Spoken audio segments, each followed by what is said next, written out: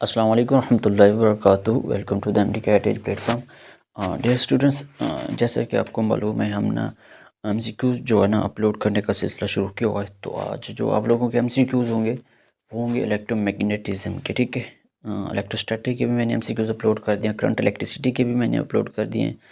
तो आज होंगे इलेक्ट्रोमैग्नेटिज्म के। ठीक है, तो आप उन एमसीक्यूज़ को जाकर वहाँ से देख लें। ठीक है, बहुत ही इंपॉर्टेंट एमसीक्यूज़ हैं एमडीकैट के लिहाज से। ठीक है, तो इन एमसीक्यूज़ को ना मस्ट किया करें। ठीक है, ये आप लोगों की ना प्रैक्टिस के लिए बहुत ही मतलब कि ना एक किस्म से ना मुफीद होंगे, आपके ना कंसेप्ट बिल्ड होंगे। ठीक है, तो फर्स्ट क्वेश्चन चलते हैं हम अपने क्वेश्चन पे। 1 टेस्ला इज इक्वल्स टू, ठीक है, 1 टेस्ला किसके बराबर होता है? ये क्वेश्चन एमडी कैट के पास्ट पेपर का भी है। ठीक है, alpha option, beta option, Charlie option, delta option दिए गए। ठीक है, इन ऑप्शन में से खुद को सिलेक्ट किया करें। ठीक है, तब वीडियो फिर शुरू कर दिया करें कि इसका यूनिट कौन सा बनता है। ठीक है, तो इसका ऑप्शन बनना था Newton per ampere per metre. ठीक है, तो ये Tesla is the SI unit of magnetic field intensity, SI unit Tesla है। ठीक है, तो अब ये इधर ही दिया हुआ है यूनिट, ये देखें बिल्कुल बुक की लाइन दी हुई है। ठीक है, तो आप यहाँ से देख सकते हैं if 1 ampere current is passing through it in SI unit, the unit of B, जिसको हम मैग्नेटिक फील्ड कहते हैं, is tesla. Magnetic field is said to have strength of 1 tesla if it exerts a force of 1 newton on 1 metre length of a conductor placed at right angle. Right angle कितना होता है? 90 angle, क्योंकि sine theta यहाँ पे use हो रहा है ना,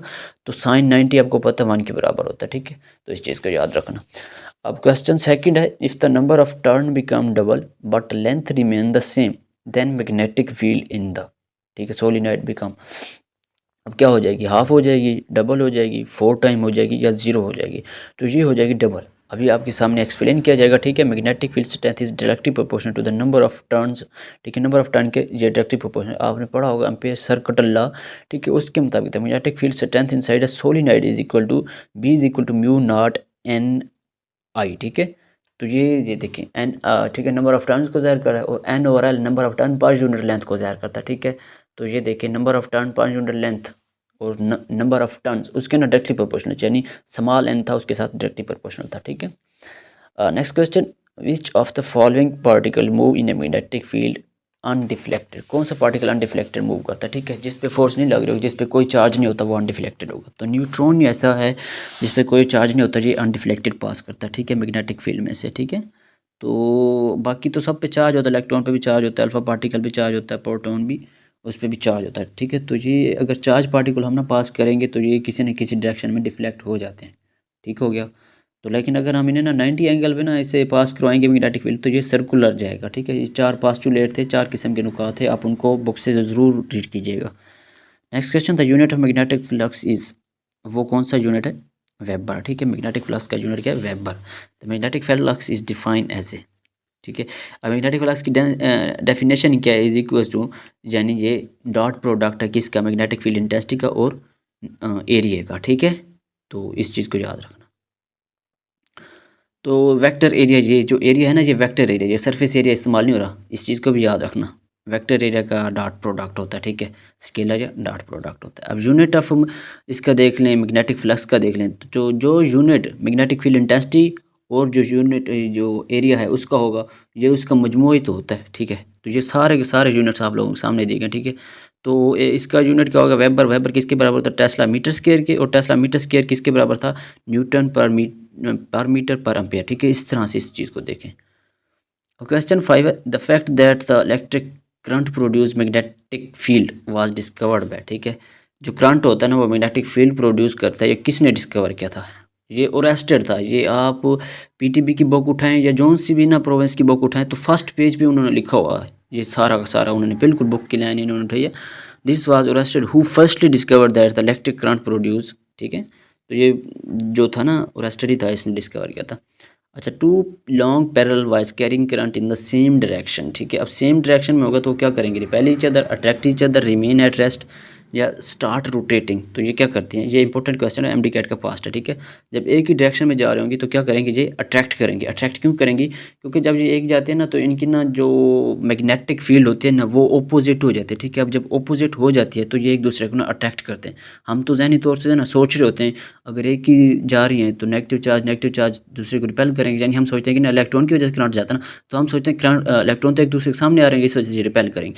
बिल्कुल ये कंसेप्ट नहीं है, ये बिल्कुल गलत है। हमने देखना है मैग्नेटिक फील्ड, इनकी मैग्नेटिक फील्ड क्या हो जाती है? दरमियान में वीक हो जाती है, तो इस वजह से ये अट्रैक्ट करते हैं स्ट्रॉन्ग करने के लिए। ठीक है, magnetic flux density is measured in, magnetic flux density किस में मेजर होती है, ठीक है, वो बताना था वेबर पर मीटर स्क्वायर की, ठीक है। मैग्नेटिक फ्लक्स अब क्या है, ये मैग्नेटिक फ्लक्स की पहले डेफिनेशन दी गई, ठीक है, उसके बाद मैग्नेटिक फ्लक्स डेंसिटी नीचे बताएगा, ठीक है।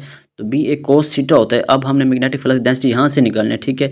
Magnetic flux over unit area को अगर हम यहाँ देखेंगे तो हमारे पास क्या आ जाएगी जी, मैग्नेटिक फ्लक्स डेंसिटी आ गई, यानी magnetic flux over unit area is equals to magnetic flux density. अब इसका यूनिट कैसे निकलेगा, मैग्नेटिक फ्लक्स का यूनिट निकालें, ठीक है, उसको फिर हम एरिया से डिवाइड कर देंगे। मैग्नेटिक फ्लक्स का यूनिट क्या है, वेबर है, और एरिया का यूनिट क्या है, मीटर स्क्वायर था, ठीक है। तो इस तरीके से क्या बन जाएगा ये, वेबर पर मीटर स्क्वायर बन जाएगा, ठीक है।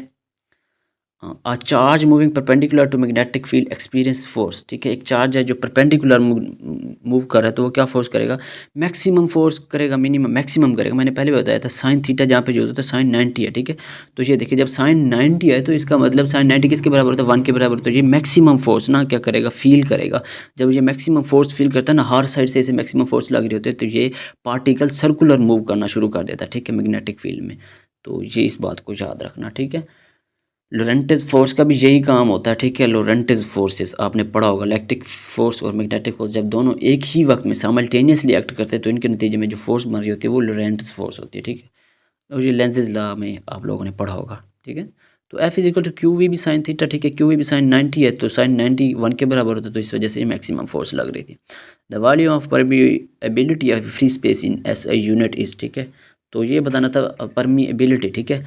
वो कभी कभी ना वो म्यू का ना आपको निशान देकर ना पूछ लेता है ये है क्या, परमिएबिलिटी है, परमिटिविटी है, और ये परमिएबिलिटी या फ्री स्पेस है, ये रिलेटिव परमिटिविटी है। तो बच्चों ने पढ़ा तो होता नहीं, उन्होंने ना इसको भी परमिटिविटी में ले जाते हैं, हालांकि ये बिल्कुल गलत है, ठीक है। ये परमिएबिलिटी है, परमिटिविटी और परमिएबिलिटी में बहुत फ़र्क है, ठीक है। ये परमिटिविटी जो यूज़ होता है ना वो होता है कूलम्स लॉ कांस्टेंट में, आपने पढ़ा होगा एप्सिलॉन नॉट वाला, ठीक है, तो वो वहाँ पे यूज़ होता है। और ये परमिएबिलिटी है। ये छोटी छोटी बातें होती हैं जिनको बच्चे गौर से नहीं देखते और वो फिर अपना एमसीक्यूज गलत कर बैठते हैं, ठीक है। तो ये एम्पेयर लॉ था, एम्पेयर लॉ से ही ना वहाँ पे उन्होंने ये बुक की लाइन बिल्कुल उठाई हुई है, ठीक है। तो ये परमिएबिलिटी ऑफ फ्री स्पेस होती है, ठीक है। यार रिलेटिव परमिएबिलिटी भी नहीं है, फिर यहाँ पे भी ना भूल जाना कि ये रिलेटिव परमिएबिलिटी है, ठीक है। और इसकी जो वैल्यू भी दी गई है, ठीक है, 4 पाई मल्टीप्लाई 10 की रेज क्या है, -7 वेबर पर मीटर पर अम्पेयर, ठीक है। और इसका यूनिट भी याद रख लें, ठीक है। 2 से 3 एमसीक्यूज यहाँ से बन रहे हैं, एक ही क्वेश्चन से 2 से 3 एमसीक्यूज बन रहे हैं, तो इसको गौर से देखें, ठीक है। द यूनिट ऑफ, ठीक है, the unit of E is newton per coulomb and that of B is, E अब क्या है, इलेक्ट्रिक फील्ड है, ठीक है, इलेक्ट्रिक फील्ड से स्ट्रेंथ है, और इधर क्या है, बी क्या है, मैग्नेटिक फील्ड से स्ट्रेंथ है, और उसका यूनिट क्या है, बी का न्यूटन पर मीटर पर ampere. Then the unit of E over B, ठीक है, इन दोनों का यूनिट बताना है, यानी इन दोनों को डिवाइड कर दें, इन दोनों के यूनिट को, ठीक है। तो ये क्या बच जाएगा, न्यूटन से न्यूटन काट जाएगा, ठीक है। और ये देखिए सारा का इधर ई ओवर बी का उन्होंने न्यूटन पर कूलम है, ठीक है, और न्यूटन से न्यूटन कट जाएगा, उसके बाद फिर बच जाएगा ये अम्पेयर भी ऊपर चला जाएगा और मीटर भी ऊपर चला जाएगा, यानी मीटर अम्पेयर पर कूलम बन जाएगा, ठीक है।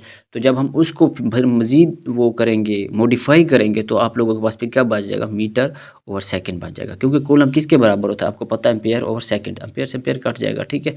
तो ये था सब कुछ। अगर वीडियो अच्छी लगे तो चैनल को सब्सक्राइब कर दीजिए और बेल आइकन को प्रेस कर दीजिए।